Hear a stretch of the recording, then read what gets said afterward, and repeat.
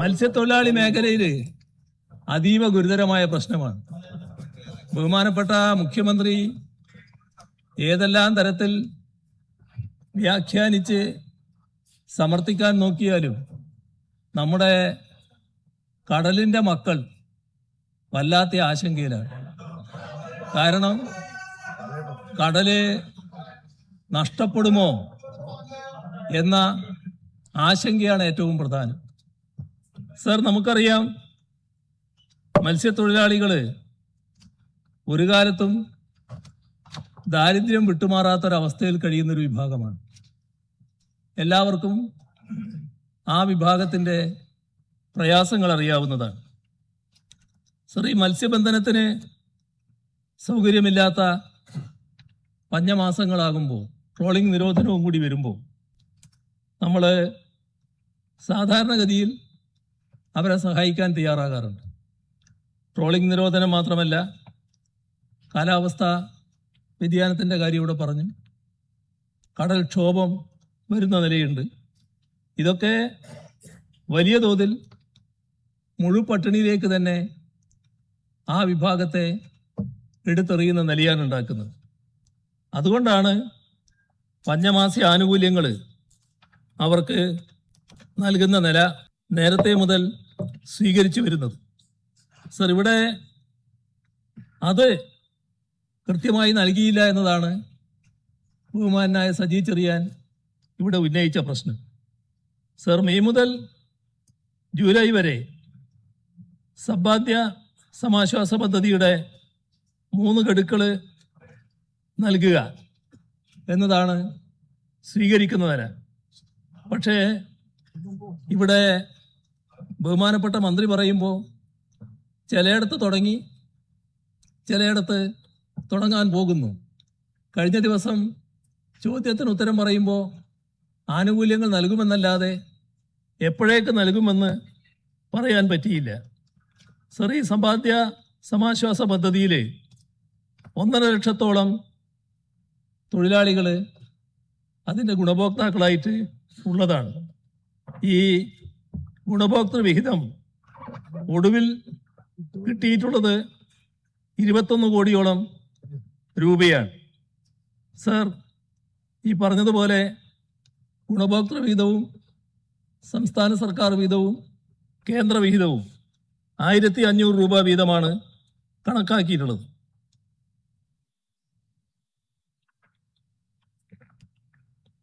4500 രൂപ ധനസഹായം നൽകുന്നത് 6000 രൂപയായി കഴിഞ്ഞ സർക്കാരിൻ്റെ കാലത്ത് വർദ്ധിപ്പിക്കാൻ തീരുമാനിച്ചതാണ്.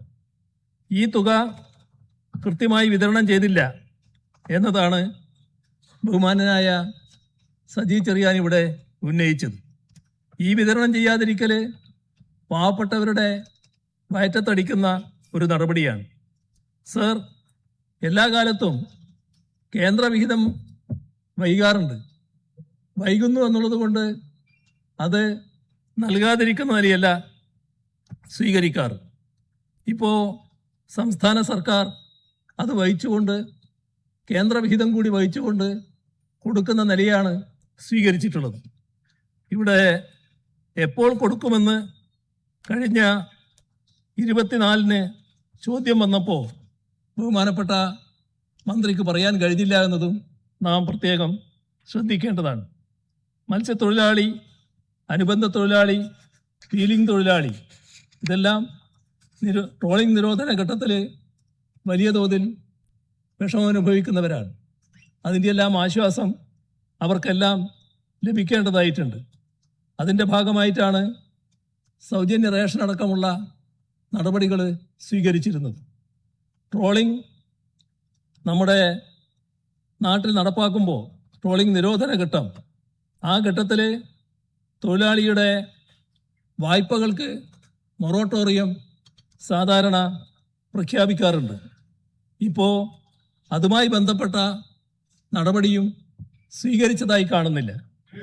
സർ, ഇവിടെ എല്ലാ തരത്തിലും മത്സ്യത്തൊഴിലാളിക്ക് അവഗണന വരുന്നുവെന്നാണ് നാം കാണേണ്ടത്. കഴിഞ്ഞ ബജറ്റിലുള്ള കുറവിൻ്റെ കാര്യം, കഴിഞ്ഞ ബജറ്റിൽ നിന്ന് കുറവ് വന്ന കാര്യം ഇവിടെ ഉന്നയിച്ചു.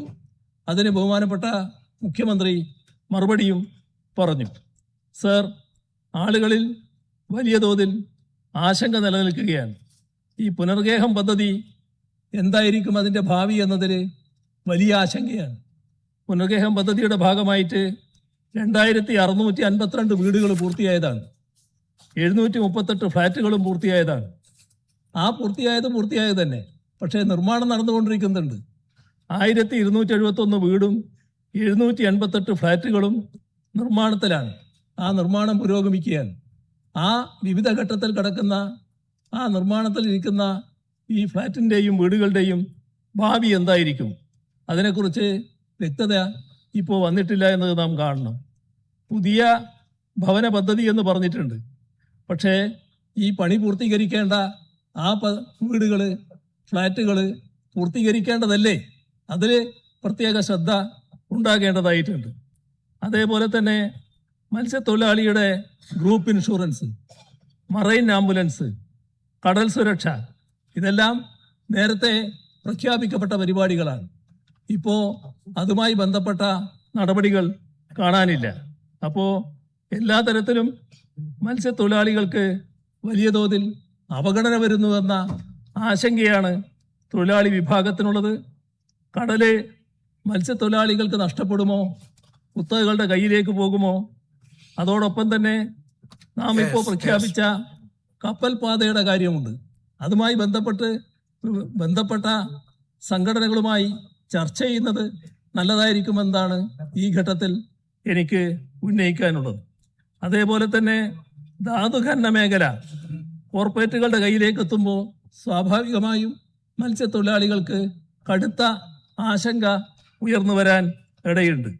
മത്സ്യത്തൊഴിലാളി നമ്മുടെ കേരളത്തിൻ്റെ സേനയാണ്. ആ സേനയ്ക്ക് ഒരു തരത്തിലുള്ള വിഷമവും ഉണ്ടാകാതിരിക്കുക എന്നത് പ്രധാനമാണ്.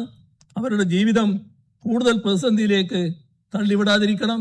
ഇപ്പോൾ പ്രഖ്യാപിക്കപ്പെട്ട സമാശ്വാസ നടപടികൾ കൃത്യമായി നൽകുന്നതിന് സർക്കാർ നടപടികൾ സ്വീകരിക്കാത്തതിൽ പ്രതിഷേധിച്ചുകൊണ്ട് ഞാനും എൻ്റെ കക്ഷിയും ഇറങ്ങിപ്പോക്ക് നടത്തുകയാണ്.